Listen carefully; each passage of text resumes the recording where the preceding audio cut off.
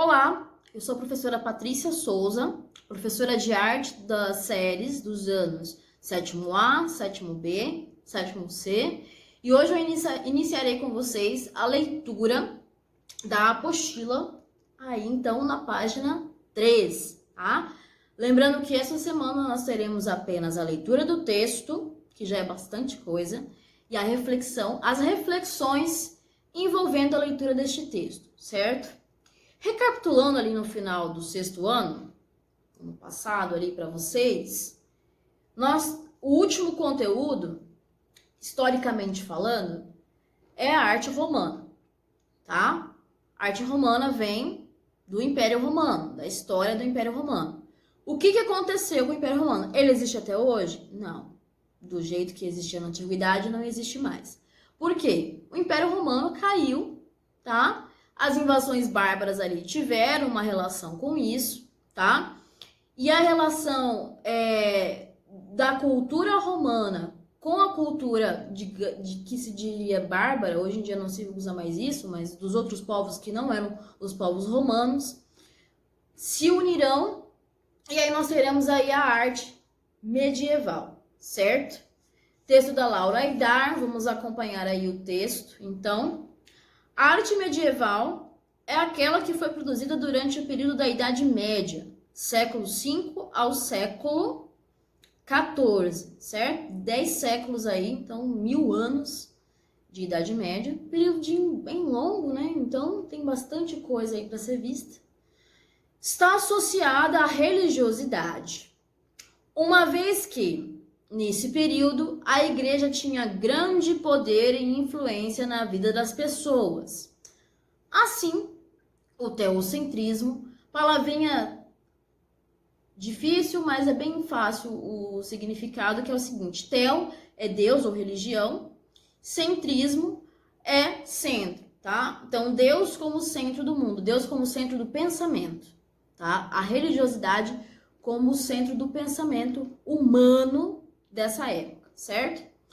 Foi a principal característica da cultura medieval. Então, tudo na cultura medieval vai estar relacionada à cultura cristã, certo? A cultura religiosa cristã.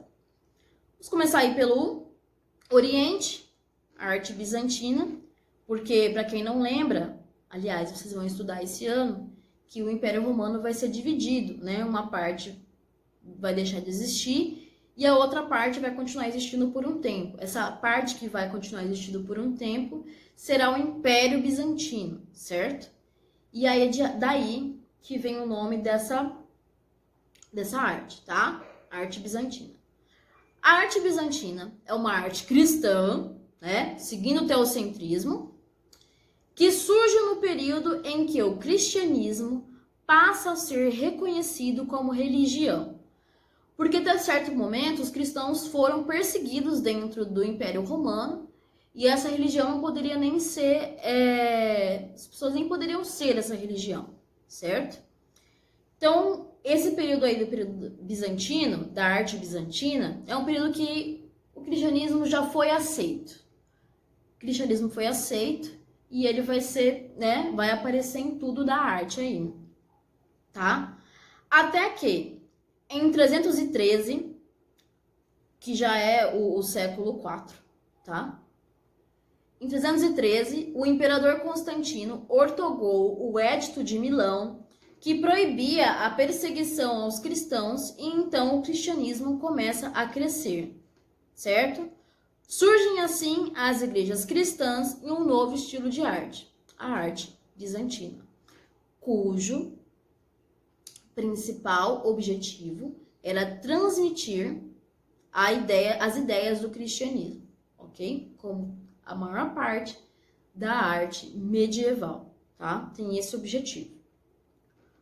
Vamos passar aí para a arte paleocristã e a arte bizantina, tá? Que é o segundo tópico aí do texto. A arte bizantina se contextualiza na arte paleocristã. O que quer dizer isso? Quer dizer que antes da arte bizantina, teve a arte paleocristã. Paleocristã quer dizer cristão antigo, tá? Paleo é antigo, então os primeiros cristãos. Aqueles cristãos que cristãos que nem poderiam ser cristãos, porque era proibido. Então, tudo que era relacionado a essas imagens, elas tinham que estar em lugares escondidos, que é um lugar que vai aparecer aqui, tá? Na imagem que eu já vou explicar, mas eu vou passar para o quê? Para o texto, tá? Se contextualiza na arte paleocristã, ou seja, a arte bizantina se inspira na arte paleocristã, né? Sem a primeira, a segunda não existiria, que tem origem, voltando para o texto, nas expressões artísticas dos convertidos na fé em Jesus Cristo, tá? Então, a expressão artística religiosa das pessoas que tinham aquela religião, certo? Eram manifestações feitas especialmente através das pinturas nas catacumbas e nos sepulcros, tá? Sepulcro e catacumba são lugares onde são colocados os restos mortais das pessoas mortas, tá? O cadáver de uma pessoa morta, tá? Só que não é qualquer túmulo, é um túmulo enfeitado, que tem sala, antessala, certo? Aí na imagem da apostila vocês podem observar a tumba de Santa Priscila na cidade de Roma, tá? É uma tumba do século II, tá? Do ano de 300 depois de Cristo, tá? Essa pintura essa catacumba apresenta pinturas do período paleocristão, inclusive é nesse lugar que existem as pinturas mais antigas da Virgem Maria com o bebê Jesus, tá? Então as primeiras imagens icônicas da arte cristã já aparecem nessa catacumba aí da Santa Priscila em Roma, na cidade de Roma. A arte bizantina, por sua vez, surge após a aceitação do cristianismo, né? A arte bizantina vai vir depois que as coisas já estão mais tranquilas, certo? E assim revela a exuberância de uma arte que pretende ser vista, divulgada e que tinha como propósito instruir os devotos, como eu já havia dito antes, né? Passar a mensagem, então instruir, né? Você vai ser cristão? A maior parte das pessoas não sabiam ler naquela época, então a arte é utilizada para passar uma mensagem, tá? A mensagem dessa religião, certo?